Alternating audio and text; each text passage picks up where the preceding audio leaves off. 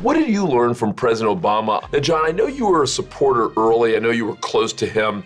And I think you were with him up to and through the goodbye party, so you stayed close the whole way long.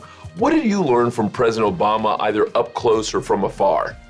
When you have so much invested in the success of a president, you start to understand the challenges that they face even more. You start to understand how our system really works. And it made me pessimistic about the power of a president to get anything done. It's so hard.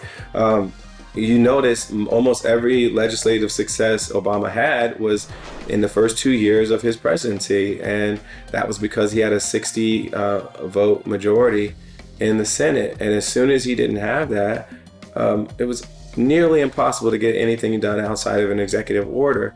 Anytime there's an opposing legislature in office, it's nearly impossible for the president to enact their agenda.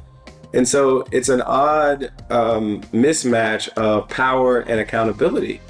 And so I believe we should have a parliamentary system. When we go to other countries and we try to help them form a democracy, help them write their constitution, we never tell them to get a president. They always get a parliament and a prime minister. We are done. John, so what did you learn in watching President Trump? I mean, of course, I know you're not a supporter, but I also feel like you're one of these perpetual students. You know, you're always watching and learning from things. So what, if anything, have you learned in watching Trump? Learned. Well, I think there was a major backlash to Obama becoming the first Black president, and that gave us Donald Trump. We literally got the worst possible person. In response to Obama, I think partly because a lot of people felt like their country was being taken away because Obama got elected.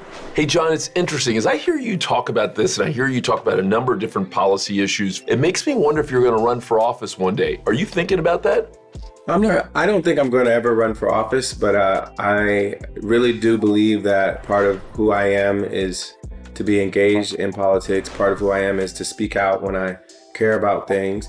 I've always looked up to artists who did the same thing, because I looked at Stevie Wonder, I looked at Marvin Gaye, I looked at Nina Simone, I looked at Aretha, I looked at Paul Robeson and Harry Belafonte and all these different artists that was part of who they were as an artist. And they used their voice wisely, they used it powerfully to make change.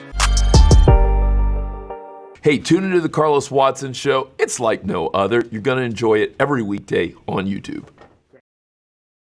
The That Mailbox Came Out of Nowhere policy from American Family Insurance.